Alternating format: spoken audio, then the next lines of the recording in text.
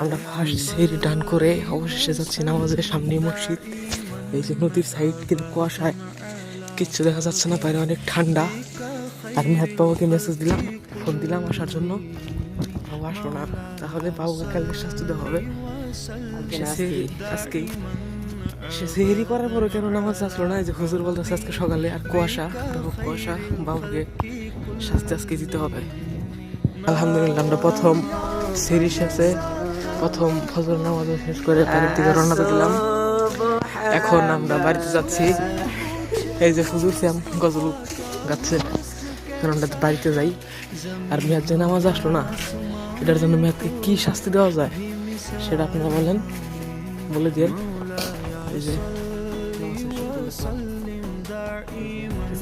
তারপরে এখন বাড়িতে যদি ঘুমানো যায় ঘুমাবো।